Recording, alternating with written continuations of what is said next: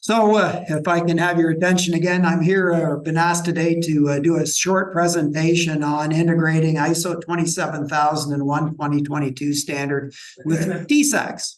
How many people here know what TISAX is? Anybody here? Show of hands. Couple people. Excellent. So in terms of the my discussion today, the 2022 standard provides requirements for an information security management system, just like ISO and IATF and 14001 and 45001 are all management systems. So is there a management system for information security management system? And what they've added a couple of things to it since last year. A portion of those information and now cybersecurity controls are provided in Annex A at the back of the standard. And it's these controls that have become a very important part of our discussion here and what people need to do to implement it.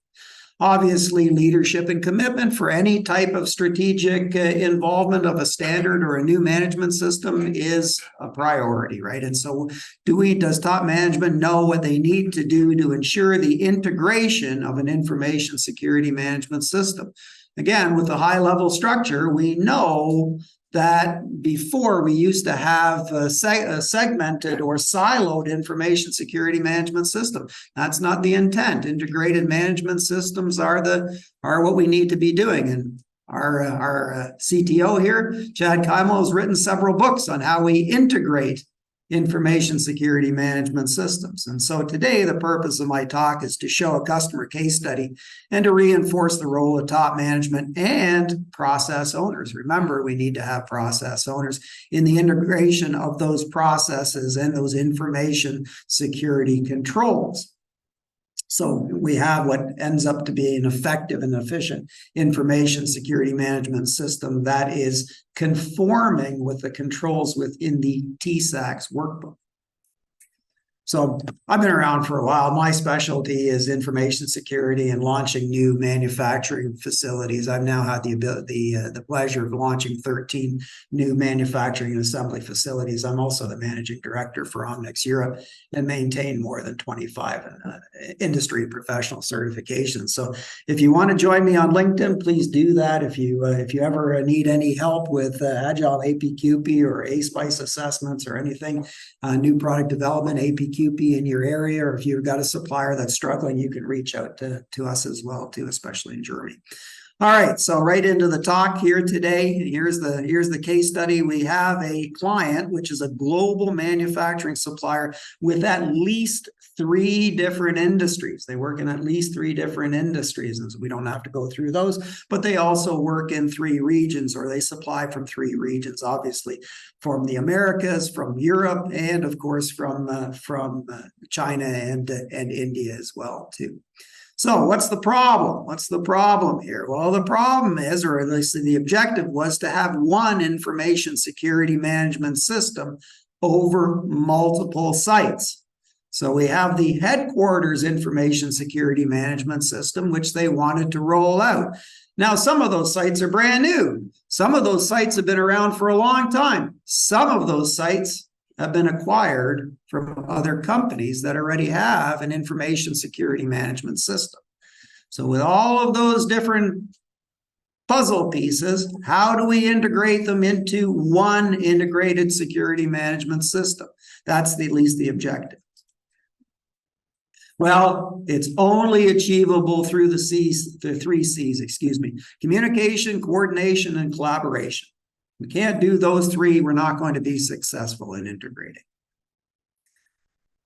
Everything I learned about quality and incidentally about information security management system, I learned from Sesame Street.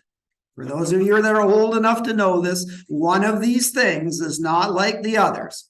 Right? What's the question here? How do we make them like the others, right? How do we decide what's a cookie and what's a muffin, and how do we make them the same? Or at least, as much as we can, try to make that information and cybersecurity system common, if possible.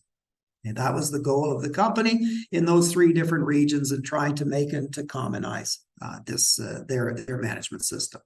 All right, we talked earlier about the new standard, the 2022 standard. It has a new title. has a new title. The title is Information Security and includes cybersecurity and privacy protection. Now, we've been talking today a lot about cybersecurity. It's not 21434, right? It is not about cybersecurity of the vehicle. It is cybersecurity and information security for the organization. So what does our management system look? How do we protect personal protected information? How do we handle certain assets? And we're going to take a look at that. Well, one of the things the organization has to do, because it is a management system, is we have to develop a management system.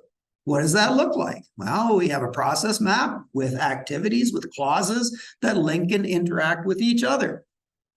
And here's the basic required clauses of the standard. Simple no-brainer. This is what this thing looks like. And each of these processes is linked to the other. And we can see the directional the arrows and the linkages. Some things go back and forth. Wow. Now, what's common here? What's common because of the management systems? Management review is common. Planning is common. Audits are common. Corrective actions are common. All of those things that we have now today within our other management systems, for instance, IATF, are common across our information security management system. And because 60–70% of these things are common across the system, why on earth would we not want to integrate them? Why would we not want to integrate them with our environmental health safety laboratory, energy management system, laboratory management system, and our quality management system? Why would we not want to do that? It only makes sense. It only makes sense to integrate them together. So, top management assigns process owners. It establishes policies and plans for meeting our business objectives. Nothing new there, folks, right? That's clause 6. Risks are identified, analyzed, and treated with preventive actions. Of course, that's another management system. 31,000 is the best practice for how we manage risks within the organization, especially business risks. And the last one is the information security management system is the foundation for an effective information security and cybersecurity controls. So we see here this boundary, this line around the box. That's the scope. And we know that in management systems we talk about having a scope, and so we bound this thing with a scope. Everything in scope is what we do. Everything out of scope is something that we don't worry about. That's owned by somebody else. All right, so let's have another closer look. So the next thing we need to do is we need to identify process owners. Now that we know what the clauses are, we know about the linkages and interactions, who's going to be the process owner? Will it be the director? No, the director will not be the process owner because likely they have no idea what's going on. That's why we have a manager of information security, a manager of IT. This is why we have administrators. This is why we have network operators, right? These are the people that are actually going to manage this thing on a day-to-day basis. Top management has to integrate the requirements and identify process owners.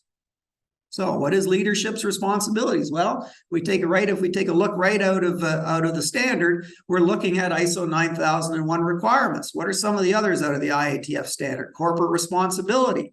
Corporate responsibility means we have to have an employee code of conduct. What's the code of conduct for employees using our information and information systems and information technology assets? Processes need to be effective and efficient. Oh, no mystery there. The results of process review activities shall be included as an input to management review. Same thing with information security. What do our information security processes look like? And how do they become an input to management review? And of course, the last one we see here, top management shall identify those process owners. We'll talk a little bit about that a little bit later on. So, which of these processes do you currently own? What are you a process owner for? Your leadership team has assigned you to own some processes. What are they in terms of your information security management system? Are you responsible for managing and controlling the product designs? Maybe. I don't know. Is there anybody here that's been assigned responsibility for specific information security and IT controls? I know there's a couple of people in this room that have some responsibilities, right? I know that we have some here. Anyway, so we'll talk about that a little bit more, because I want to show you that it's not just a handful of people. It's the entire organization needs to be involved. So, taken from the information security, cybersecurity, and privacy protection standard, we also have at the back Annex A. Well, what is Annex A? Annex A is nothing more than a collection of controls. These are the controls that are required to protect our organizational assets. And there are some things there. Obviously, there are things that it talks about. Policies for information security. Now it says we need to have at least one policy. This particular organization has more than 16 policies. 16 policies around information and IT security. So it's not just one, it can be multitudes of policies. Who's responsible for creating policies for the organization? Leadership. Yeah. Information security roles and responsibilities. Who's doing what? That's another control. Segregation of duties. That's another control. By the way, there's a whole bunch of these controls, and we're not going to get a chance to go through all of those, right? I said there's a fence. There's a fence that runs around the information security management system. At our house, that fence is the backyard. At our house, when you come to the fence, you meet Thunder. Thunder guards the fence. He decides what's in scope and what's out of scope. Thunder and his partner, Astro, they don't mind when things come over the fence. When somebody gives them additional activities or work or deliverables, a frisbee, a football, a raccoon, a squirrel, they don't mind when that comes over the fence. Because the second it comes over the fence, they go through a change management process and they say, hey, we own this now. It's on my side of the fence. I own it. What they really don't like is with things that are inside the fence decide to leave. Then they go through another change management request process. Am I allowed to lose control of this? No, they don't like that. They don't like when that raccoon decides it wants to leave under the fence and they let the raccoon know, no, you're not leaving, right? Not without some words. All right, so organizational assets that require protection with controls. What are some of those? Well, our intellectual property. What would we consider to be our intellectual property? Some of this seems obvious, but give me some examples of intellectual property that we need to protect. Yeah, designs are there as well too. Yeah, they're all part of intellectual property. Go ahead, Dave. No, Matt, what's on the screen? Yeah. Our code, our architecture, anything the customer owns. Do we have an obligation to protect customer-owned property? Darn right we do.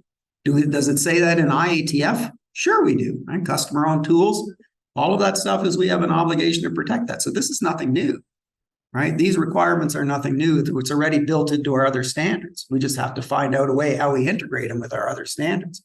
Personal protected information, that's the one thing. Trade secrets or proprietary process secrets, and of course our organizational knowledge, right? What clause is organizational knowledge in IATF? 716, absolutely. All right, so some controls are organization, some are technical, and some are both. So give me an example of a prevention control when it comes to information security or IT security. Passwords prevent what? Prevent someone from not logging on, right? Or using someone else's accessing, right? What about deterrence? What might be a deterrence factor? That big 9-foot fence around the property that has barbed wire around it, that's deterrence. What about detection? Well, if you enter the wrong password 3 times, likely you're going to be shut out permanently. It's going to lock the system of the network. Yeah, some kind of system like that. Might even systems. Something that's looking, scanning, yeah, that could fall under monitoring as well. I'm thinking something as simple as cameras on the doors, right? Something that detects when a door opens or closes, or someone walks through an aisleway or secure area. Recovery. What about recovery actions? Backups. Very good. Correction. I can't. Autocorrect, yeah, as bad as that is, autocorrect, right? What about monitoring? What about monitoring? All right, so there's a bunch here, right? And obviously awareness is a big one, right? We know that big part of the standard is awareness. And part of that building awareness is also developing competence.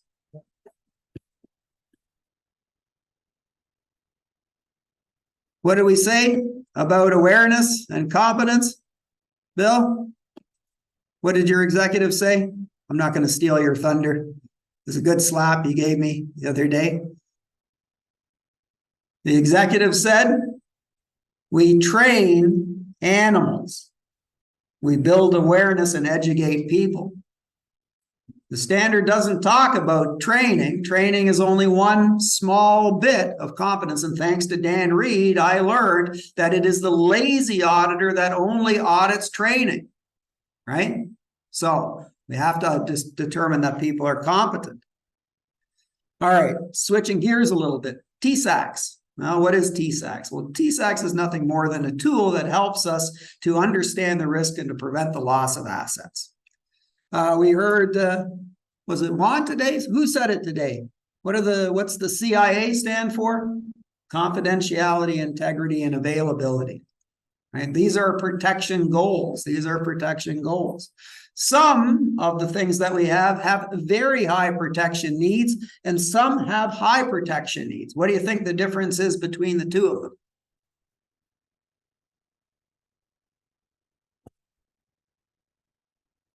High protection needs are prototypes or special materials. Very high protection needs are those things that are protected by law, personal protected information, health information, social insurance numbers, right? Those are the things that are protected by law. So we have a couple of classifications. Now, once we've gone through and started to define what our assets are, those assets that need to be protected through controls, we also need to look at the controls and determine which ones are applicable. And so there's a process called determining the statement of applicability. So as we go through the workbook here, it asks us some questions. It asks us some basic questions. So how do we handle vehicles that have camouflage protection? In this particular case, the supplier doesn't have any customer vehicles on site with camouflage protection needs. It's out of scope. Doesn't apply to them. They don't develop any software. Out of scope, doesn't apply to them. They don't run it. They don't need to have a test environment to do their testing. Doesn't apply to them. But if it does apply to them, well, then it's in scope. And so we see that. We see going through each of the controls here on the left side, is it applicable, yes or no? Simple as that. We decide yes or no, and then we come up with a reason for, or at least an index, right? Is it related to legal requirements or contractual obligations or business requirements, right? What's it related to? And so we decide, we make that determination. TISAX is also being driven by some of the OEMs. Obviously, the German OEMs, there's a carrot and a stick. They said, if you don't get the prescribed TISAX label, and we're not going to confuse labels with levels, but if you don't achieve the prescribed label, you won't be certified. And if you're not certified, you can't bid on new business. Sorry, you can't bid on new business. And so for the last 3 years, clients have been coming to us because their sales department didn't read the nasty letter from the OEM. It says, if you don't get certified, you're not going to be able to bid on new business. Now they got the second letter, said, where's your certification? Oh, I don't have it. Well, guess what? Guess what? You're in trouble now. And so we get a lot of business from companies that are late to the party here. So What's the label that the customer expects? Well, we need to talk to them about that. What's the label the organization wants? There's what the customer wants and there's what we want. Simple as that. What about our future customers and our future needs? What one customer wants today may not be applicable for the other customers tomorrow.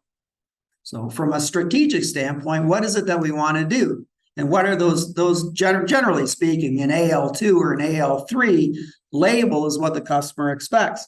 However, there's also maturity levels, which we'll talk about here before we get through this. And I think we've touched on it. Craig touched on it with his AIM presentation the other day, the 5 levels of maturity. We'll have a look at those. All right, I'm not going to go through this very wordy slide, but it says in your case, standards like ISO IEC 27001 information security management systems and their implementation established, oh, where's that word, from state-of-the-art way to securely handle confidential information. Ooh, look at that. Is it mandatory? Yeah. TISAX is mandatory. Benefits of achieving appropriate TISAX label is a mandatory requirement to do business with a number of VDA motor manufacturers. Where else does it pop up? Guess what? It shows up in IETF. Contingency plans. What's the last line in 6.1.2.3? Additional details regarding information security techniques is available in 27001.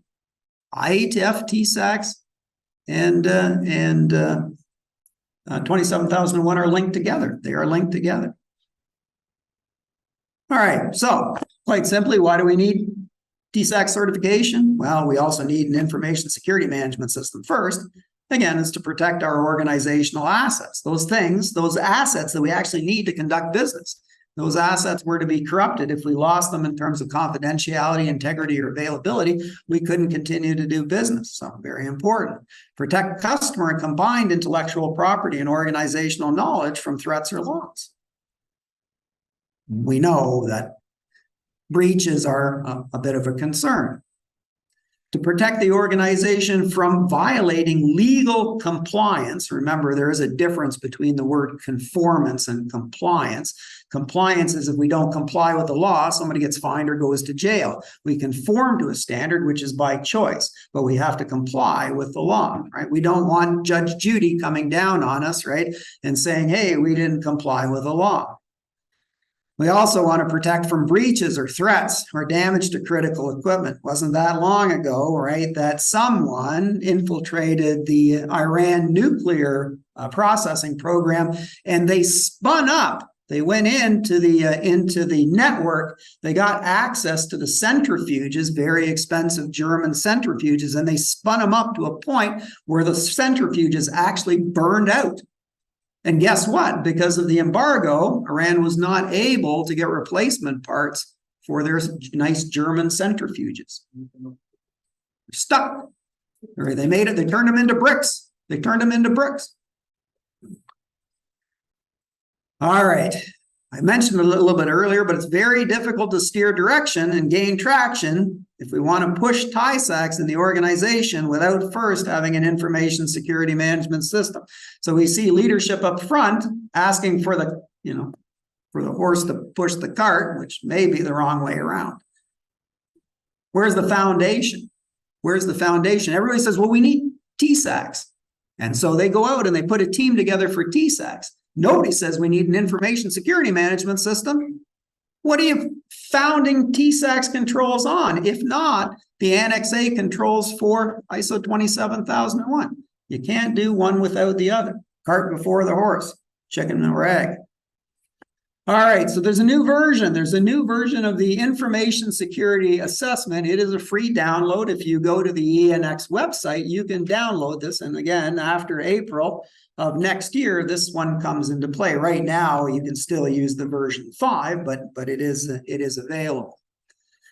One of your partners has requested that you prove or provide an information security management system that complies with a defined. That's a bad word. Must have lost something in the translation. It should be a defined label, but maturity levels are also there, so we'll give them credit on this. The purpose of the handbook is to enable you to fulfill that partner's request. Again, that's the request for today. Nobody knows really what is the request for tomorrow. And so we need to establish and maintain an information security management system. Information security management system has controls. The VDA and ENX borrowed the Annex A controls and plugged them into the information security workbook. How do we know that? Because they said they did. The first standard, or the last standard before this one, the 2013 standard, if you look at the Annex A controls, you can look into the information security assessment and see those controls. And guess what? You can see them again now. But now they don't just reference the 2013 controls. Now they actually reference the 2022 controls. I'll show you that in just a second here. And so there are 3 tabs within the Information Security Assessment Workbook: Information Security, Data Protection, and Prototype Protection. It's really up to the organization to decide which of those apply. Obviously, information security applies to everybody, but whether you have any personal protected data to store and handle, or whether you have any prototypes, maybe your company doesn't have prototypes, they may not apply. So here's how the workbook is broken up. We have the control questions, and they're split into 2 buckets. There's the must be met and should be adopted. And then there's an objective for each control question. And what is the intent?